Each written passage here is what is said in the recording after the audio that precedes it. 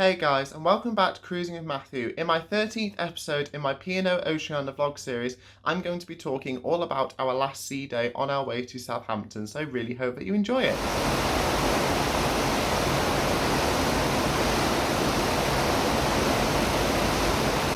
So as me and Zoe woke up on our final sea day on board Oceana, we were relieved to see that the ship wasn't moving nearly as much as it had been the day before, Zoe especially. And we were also surprised when we looked at the navigation channel to see how close we were to home. And as we made our way up to the buffet to have some breakfast, the captain let us know that we'll be getting into Southampton actually later that evening in order to escape the storm which had caused us to have such a bumpy crossing across the Bay of Biscay. So it was going to be quite unique to actually sail into Southampton the day before we were meant to disembark, so I was quite interested in that. I always find that the last day of a cruise has potential to be really busy because you've got to do things like packing and things like that, but me and Zoe wanted to make the most of it irrespective of all that. So after having some breakfast, me and Zoe had a wander around Oceana's open decks, taking full advantage of the fact that we were able to go on these decks after being stuck inside the day before. And even though it was still a little bit choppy and quite windy, it was nice to get some sea air once again and make the most of our limited time on board Oceana. We then quickly went over to the Starlight Lounge in order to have another rehearsal before our choir performance in the afternoon.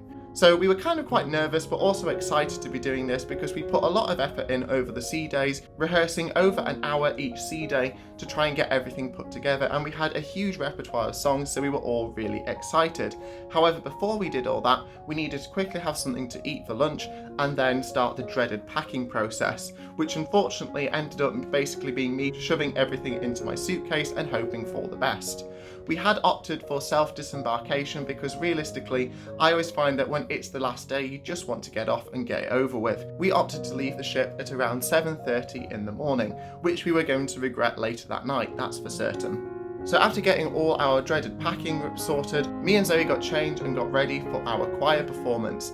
This was being held in the Starlights Lounge and we had an amazing time. And luckily, Zoe had the foresight to actually record the whole performance. So now I'm going to show you a couple clips from some of my favourite songs and I hope you enjoy it. You are my sunshine, my only sunshine. You make me happy when skies are grey.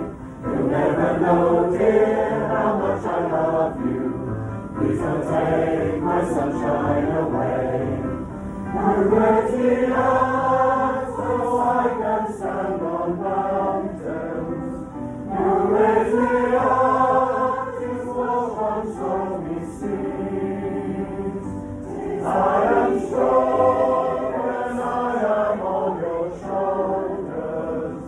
You raise me up more than I can see.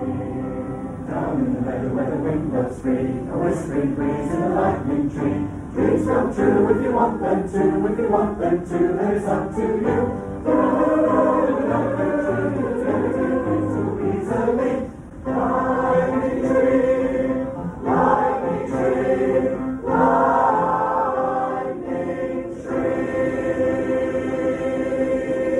I'd recommend that anyone who has the opportunity to attend a choir and you're a fan of singing or you're worried that it's going to be too serious, make sure that you go for it because it really is a fantastic experience. You get to meet a huge range of people that you wouldn't normally mix with on your cruise, and it's just generally a laugh and also helps break up the day, so definitely something that I would recommend. After saying goodbye to some of our fellow choir mates, Zoe, in addition to Max and Diane, all wanted to see if they could try their best to win the bingo jackpot at the end of the cruise. Seeing as this is something that I would really rather not do, I took it upon myself to just have a walk around the ship during the time that this was going on in the afternoon. By this time, Oceana was very much in the middle of the English Channel, and I really enjoyed watching some more unusual ships go past us as we sailed through. I also took full advantage of the quieter ship as people were either getting ready for dinner or packing to just enjoy the ship whilst I had the opportunity to. As the sun was starting to set, there were some fantastic colours on the sky, and I have to admit, I absolutely loved Oceana, and she has to probably be one of my favourite ships in the fleet. She has a copious amount of open deck space, and I think that she's really well designed, very streamlined and open plan in her interior, and I wouldn't hesitate to go on another cruise on her in the future.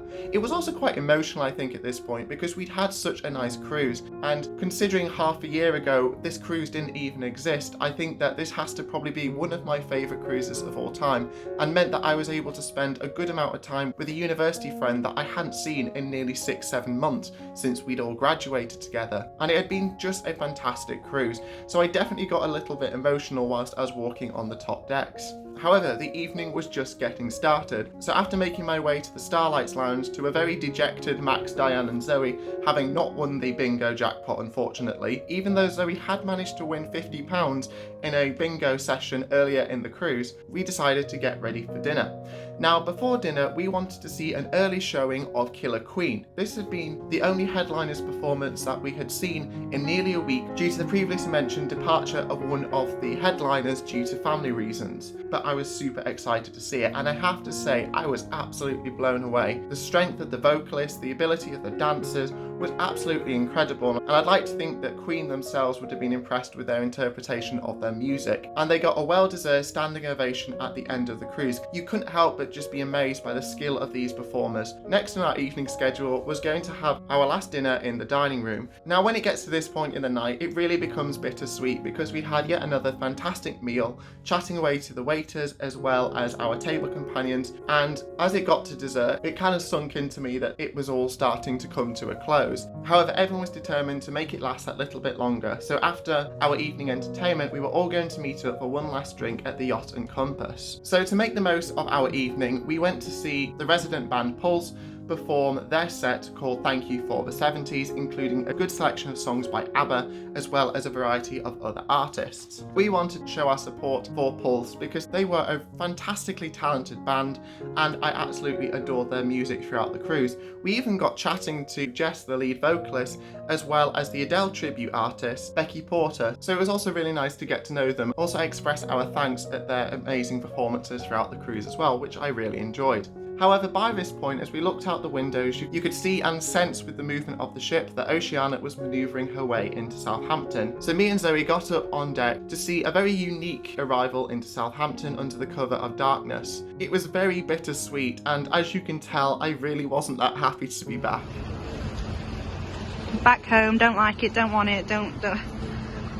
How do you feel about being back home? Very sad. Same. Same. However, all good things must come to an end, but we continued it just a little bit longer because we then made our way to the Yacht and Compass and had a final drink with Steve and Diane as well as Max and John.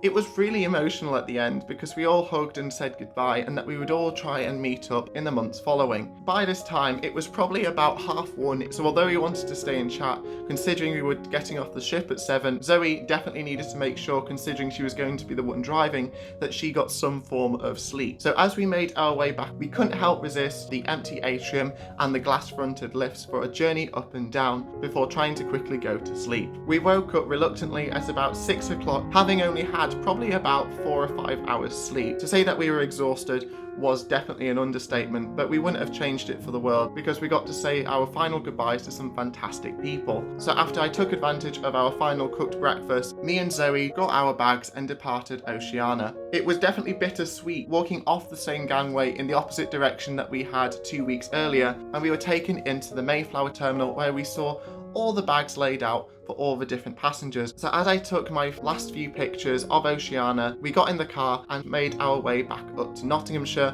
where I would then get a train to go back and start work the next day. It had been an amazing cruise. We'd met some fantastic people, and especially what would follow in the weeks following our arrival into Southampton on the 8th of March prior to lockdown, I will hold the memories of this cruise very close to my heart, and I wouldn't have changed a single thing. So, that was my 13th episode in my P&O Oceana vlog series, and I really hope that you're enjoying it so far. Next week, I'll be putting in my final episode of the series, talking about some of my favourite memories of this cruise. If you want to know more about cruising with Matthew, then take a look at some of my other social media links, which are included in the description below. This includes Facebook, Twitter, Instagram, and a Facebook group. I post in all of these daily, so I'd love to see you there. Please like and subscribe if you haven't done so already, because it's really appreciated, and comment below if you have any questions and I'll do my best to answer them.